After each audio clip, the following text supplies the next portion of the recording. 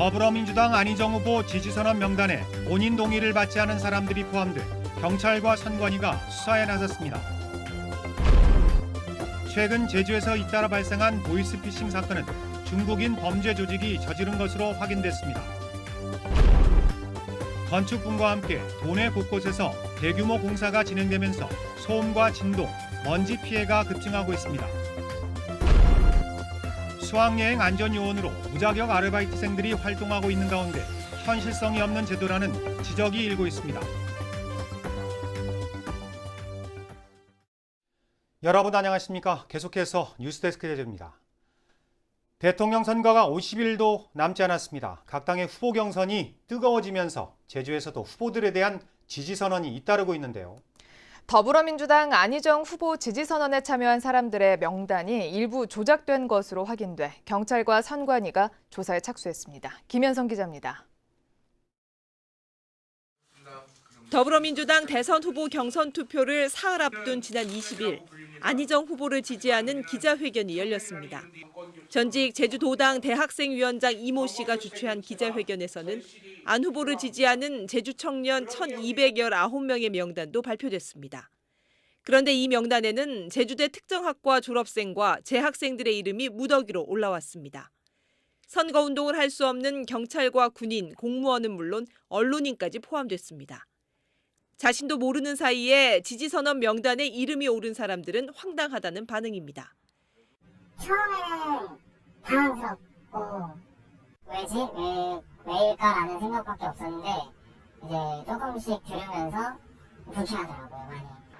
경찰과 선관위는 이름을 도용당했다고 주장하는 사람들을 불러 조사에 착수했습니다.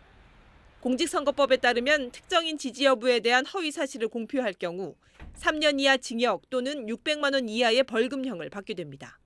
특정 정당, 특정인에 대한 지지 호소에 대하여 허위 사실을 유포한 사람들에 대하여 처벌할 수 있도록 법이 개정되어 명단 작성 경위와 발표 과정 등에 대하여 면밀하게 조사를 할 계획입니다. 명단을 공개한 이 씨는 연락을 끊은 채 조급한 마음에 폐를 끼치게 됐다며 반성하겠다는 입장을 SNS를 통해 밝혔습니다. 안희정 후보 측은 개인의 일탈 행위라며 선을 그었지만 이재명 후보 측은 구태 정치라고 반발했고 제주도당은 정확한 내용을 파악한 뒤 입장을 발표하겠다고 밝혔습니다. MBC 뉴스 김현선입니다. 더불어민주당 대선 후보 선출을 위한 경선 현장 투표가 오늘 제주시와 서귀포시 선거관리위원회에서 실시됐습니다. 경선 투표는 현장 투표를 선택한 선거인단과 제주 지역 대의원 등 6,200여 명을 대상으로 진행됐습니다.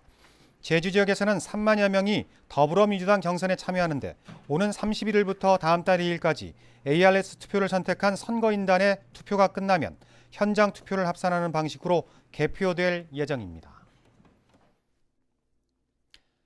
최근 제주에서 잇따라 발생한 보이스피싱 사건은 중국인 범죄 조직이 저지른 것으로 드러났습니다. 2명이 검거되긴 했지만 범죄 조직은 여전히 활동 중이어서 추가 피해가 우려되고 있습니다. 보도에 김찬년 기자입니다. 남성 2명이 호텔 로비에서 뭔가를 기다리는 듯 배회합니다.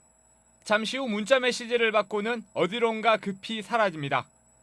이들은 1시간 후 서귀포 시내 한 아파트에 침입해 현금 7천만 원을 훔쳤습니다. 보이스피싱에 속은 70대 할머니가 냉장고에 넣어둔 돈을 가져간 겁니다. 경찰 조사에서 이들은 중국 현지 조직원의 지시를 받고 돈을 훔친 뒤 수수료 10%를 떼고 또 다른 중국인에게 전달했다고 진술했습니다. 전화를 걸어 피해자들을 속이는 유인책과 돈을 직접 훔치는 행동책, 훔친 돈을 수금하는 운반책 등으로 나눠 활동한 겁니다.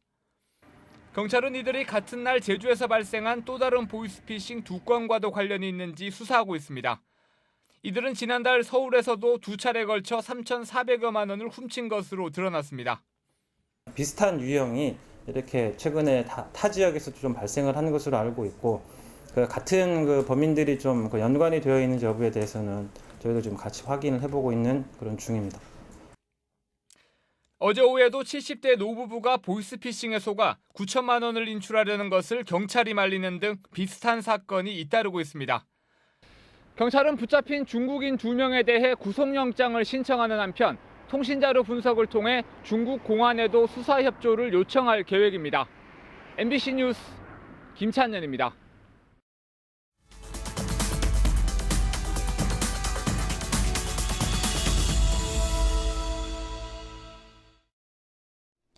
건설 붐으로 제주 시내 곳곳에서 대규모 공사가 진행되고 있는데요. 공사 현장들이 주거 지역에 밀집돼 있다 보니 소음과 진동 피해를 호소하는 주민들의 민원이 잇따르고 있습니다. 이소연 기자입니다. 제주시 도심 한복판의 건물 터파기 공사장. 중장비가 분주하게 움직이면서 철근을 올리고 땅을 다집니다. 이 일대에는 복합 리조트와 오피스텔 등 17층에서 38층 높이의 고층 건물 4채가 들어설 예정입니다. 공사 현장들은 모두 3차례씩 소음 기준을 위반한 상황. 현장에서 불과 1m 떨어진 숙박업소는 극심한 소음과 먼지, 진동 피해에 시달리고 있습니다. 여관에 투숙한 손님들이 난리예요. 난리고 뭐 환불해달라고 그러고 아침이면 환불해주기 바쁘고. 공사장 주변에 세워진 차량뿐 아니라 대형 공사장 차량들이 수시로 오고 가면서 교통사고 위험도 높습니다. 지난달에는 공사장에서 후진하던 트럭에 인부가 치여 숨지는 사고도 발생했습니다. 이 길이 이거 하나밖에 없으니까 너무 무서워요, 걸어 다니기가. 또 여기 건너려고 하면은 이제 횡단보도도 없고 하니까는 이제 걱정되죠. 애기 데리고 가려면은 불안하고. 지난해 제주 지역 소음과 진동 피해 민원은 2,200여 건으로 2년 만에 7배나 늘었습니다. 피해는 주로 노형 연동 지역이라고 보시면 되겠습니다.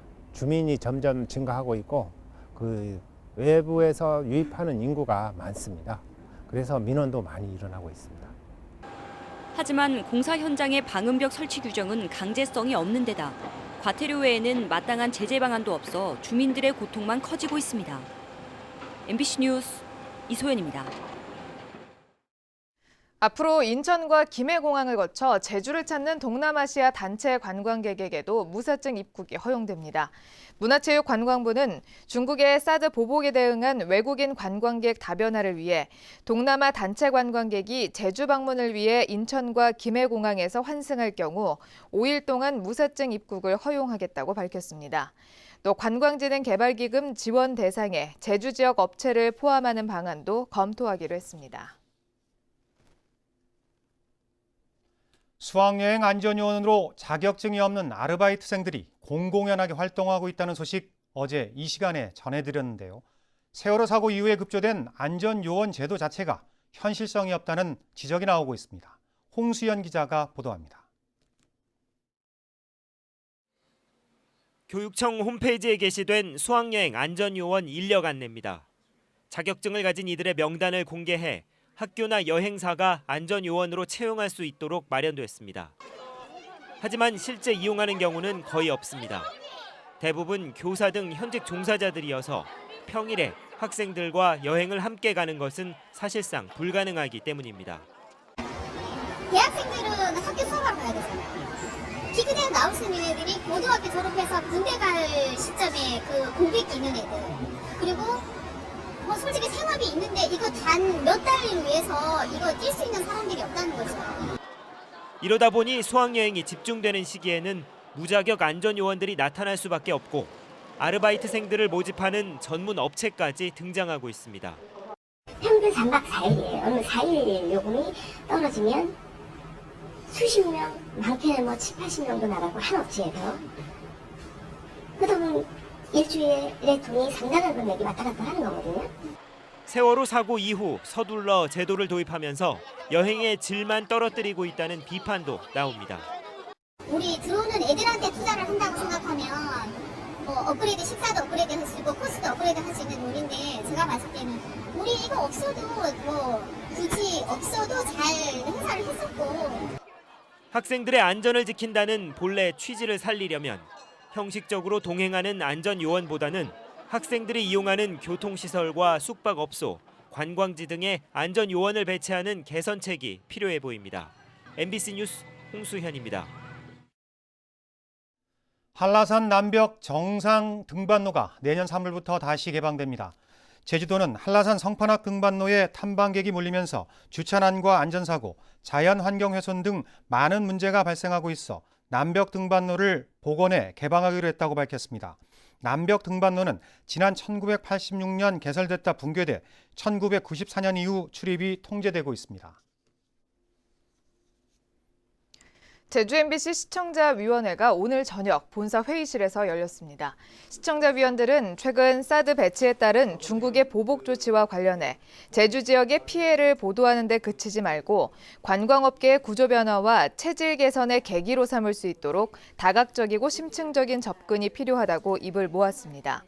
또 차량 증가에 따라 교통 혼잡이 심해지고 교통사고가 늘고 있다며 교통 문화를 향상시킬 수 있도록 보도와 프로그램 제작을 주문했습니다. 광주 고등법원 제주형사부 이재관 판사는 지난해 20대 총선을 앞두고 허위 사실을 유포한 혐의로 1심에서 징역 8월에 집행유예 1년을 선고받은 김동완 전 새누리당 선거대책위원장 등 2명의 항소를 기각했습니다. 뉴스데스크 제주를 마칩니다. 여러분 고맙습니다.